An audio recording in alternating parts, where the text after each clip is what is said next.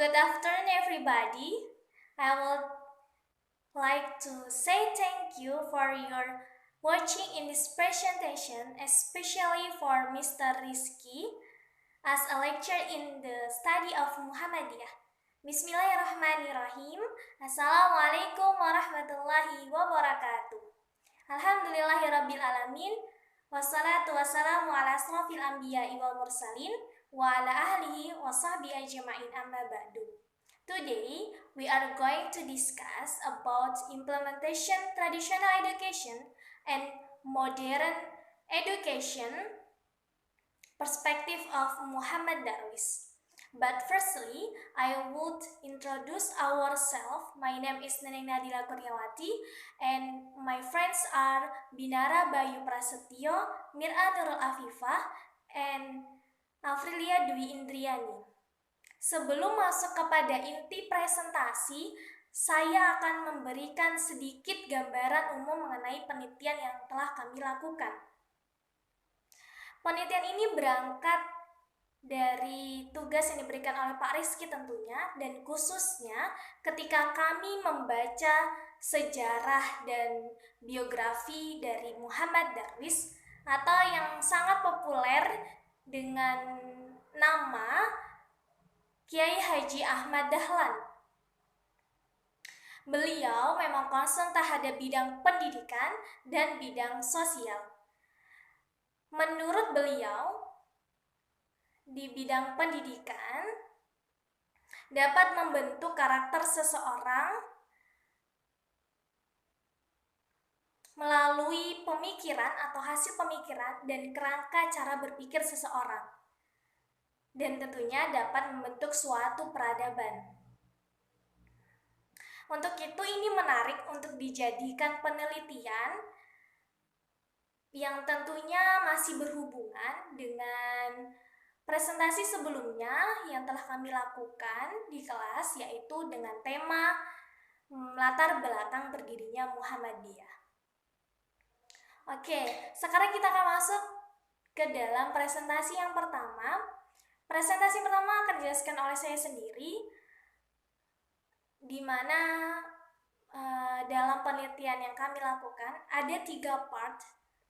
Part 1 is introduction or pendahuluan, and part 2 is result and discussion, and the last part 3 is methodology of research. Saya akan menjelaskan part 1 is introduction atau pendahuluan, di mana dibagi lagi ke dalam beberapa part. Ada justifikasi ilmiah, rumusan masalah, tujuan penelitian, manfaat penelitian, dan luaran yang diharapkan. Pertama, saya akan menjelaskan justifikasi ilmiah atau latar belakang penelitian ini dilakukan. Muhammad Darwish dikenal sebagai pelopor pembaharu pendidikan Islam di Indonesia. Hasil pemikiran antara intelektualitas dan religiusitas, beliau mampu membaca teori menjadi realitas, sehingga beliau mengembangkan 2 sistem pendidikan di Indonesia, yaitu kolaborasi antara pendidikan modern ala kolonial Belanda dan pendidikan tradisional di pesantren. Sehingga banyak lembaga pendidikan formal yang berhasil dikembangkan oleh Muhammadiyah yang memang concern di dalam bidang pendidikan, dan dunia pun mengakui keberadaannya. Masuk kepada rumusan masalah, pembahasan yang kedua. Apa sih? Kita akan bertanya-tanya apa yang menyebabkan, hal apa yang menyebabkan penelitian ini dilakukan. Rumusan masalahnya, bagaimana konsep kurikulum pendidikan Islam menurut Muhammad Darwish. Muhammad Darwish memandang atau hasil pemikiran Muhammad Darwish tentang pendidikan tradisional dan pendidikan modern, dan tentunya bagaimana implementasi pendidikan tradisional dan pendidikan modern menurut Muhammad Darwish. Yang ketiga, tujuan penelitian. Setelah kita mengerti rumusan masalah, maka kita akan mengetahui tujuan penelitian. Tentunya tujuan penelitiannya adalah untuk mengetahui konsep kurikulum pendidikan Islam di Indonesia, pendidikan tradisional dan pendidikan modern menurut Muhammad Darwis, dan yang terakhir implementasi pendidikan tradisional dan pendidikan modern dalam perspektif Muhammad Darwis. Setelah itu, tujuan penelitian, ada manfaat penelitian itu bagi mahasiswa sebagai khazanah wawasan keilmuan dan sebagai sumber referensi terkait penelitian yang dilakukan. Kemudian untuk masyarakat sebagai sumber informasi. Luaran yang diharapkan adalah sebagai sumber edukasi dan rujukan kepada semua pihak yang memang sedang mencari penelitian, menjadi referensi, menjadi penelitian tentang pendidikan di Muhammadiyah. Selanjutnya akan dijelaskan oleh teman saya, Binara Bayu Prasetyo. Bayu Prasetyo, di sini saya akan menjelaskan tentang gagasan dasar. Poin pertamanya yaitu keprihatinan terhadap Muslim pribumi. Nah, kita mengetahui Indonesia adalah suatu negara yang dibentuk dari negara-negara kecil yang ada di Nusantara yang berbentuk kerajaan. Mungkin pada saat itu kerajaan-kerajaan tersebut belum memeluk agama Islam, bahkan rajanya tersebut. Nah, Muslim pada saat itu ataupun agama Islam mengalami stuck ataupun bertahan di situ, di tempat tersebut.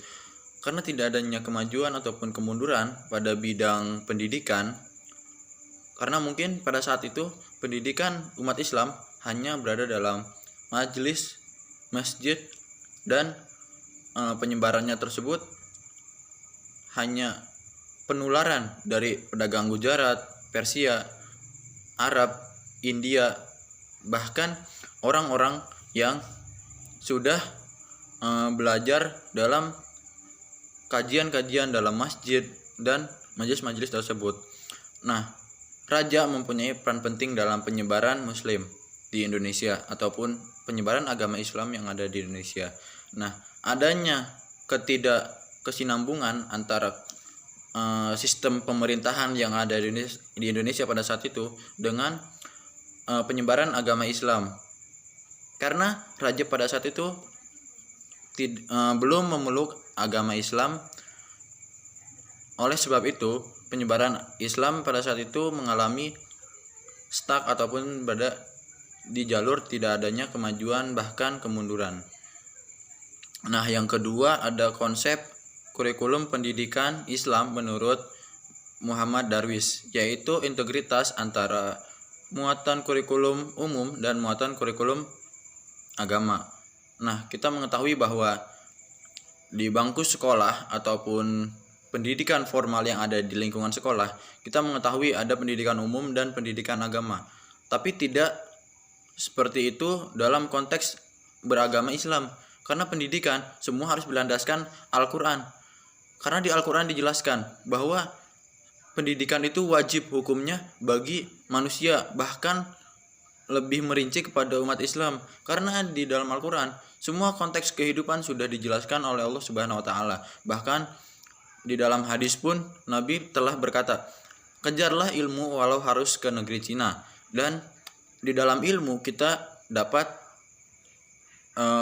mendidik ataupun mengikis akhlak dan budi pekerti. Nah, dalam pendidikan Islam kita dapat mempelajari akhlakul karimah itu yang seperti apa dan budi pekerti yang luhur itu seperti apa.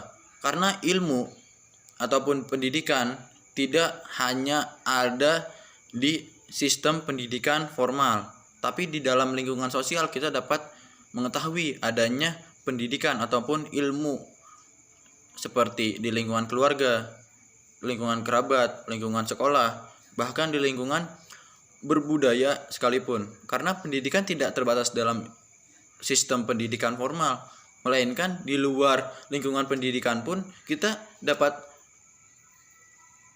ilmu ataupun dapat pendidikan yang lain seperti itu. Mungkin hanya itu yang dapat saya sampaikan, kurang lebihnya mohon maaf. Lanjutkan bahasa presentasi dari teman saya, yaitu saya menjelaskan tentang racial and discussion, yang dimana Muhammad Darwis itu melakukan kolaborasi antara pendidikan tradisional dengan pendidikan modernis, yang dimana antara lain yang pertama membawa pembaruan dalam bentuk kelembagaan pendidikan yang semula sistemnya pesantren menjadi sistem sekolah, dan yang kedua memasukkan pelajaran umum kepada sekolah-sekolah keagamaan madrasah. Yang selanjutnya yang ketiga mengadakan perubahan dalam bentuk pengajaran dari yang semula menggunakan metode weton dan sorongan menjadi lebih bervariasi. Kemudian yang keempat, mengajarkan sikap hidup terbuka dan toleran dalam pendidikan. Selanjutnya yang kelima, yaitu dengan Muhammadiyah, Muhammad Darwis berhasil mengembangkan lembaga pendidikan yang berguna dari tingkat dasar sampai tingkat perguruan tinggi, dan dari bentuk sekolah agama hingga yang berbentuk sekolah umum. Kemudian yang keenam, ia berhasil memperkenalkan manajemen pendidikan modern ke dalam sistem pendidikan yang semuanya itu sudah dirancangnya. Dan yang ketujuh, mengadopsi sistem pendidikan. Sekian presentasi saya, terima kasih. Saya Aprilia Dwi. Di sini saya akan menjelaskan mengenai metodologi penelitian yang kami gunakan. Yang pertama yaitu jenis data. Jenis data yang kami gunakan adalah penelitian kualitatif.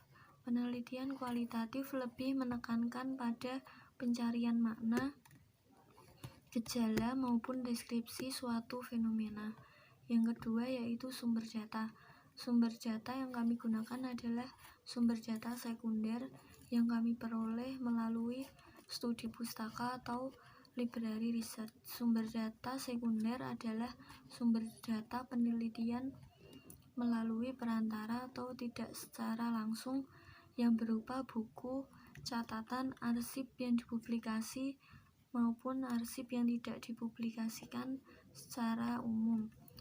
Yang kedua, sumber data sekunder yang kami peroleh melalui studi pustaka atau library research, yaitu menampilkan argumentasi penalaran keilmuan yang memaparkan hasil-hasil kajian pustaka, hasil olah pikir mengenai suatu masalah atau topik kajian. Baik, yang ketiga adalah teknik pengumpulan data. Teknik pengumpulan data ada dua tahap, yaitu yang pertama observasi. Observasi adalah pengamatan terhadap suatu objek yang diteliti, baik secara langsung maupun tidak langsung, untuk memperoleh data yang harus dikumpulkan dalam penelitian. Yang kedua adalah studi kepustakaan. Studi kepustakaan yaitu data yang diteliti dari berbagai buku yang bersumber pada khasanah kepustakaan yang menggunakan pendekatan deskriptif analisis. Yang keempat adalah analisis data. Analisis data termasuk penelitian perpustakaan yang bertujuan untuk mengumpulkan data dan informasi dengan bantuan berbagai referensi. That's all our presentation. We hope our research will be useful for you all. As a human being, we can avoid two mistakes, so we are apologies, and we don't forget to say thank you so much for your attention and watching this presentation. Stay safe and be healthy, guys. Akhirul kalam, billahi fisabil haq, fastabiqul khairat. Assalamualaikum warahmatullahi wabarakatuh.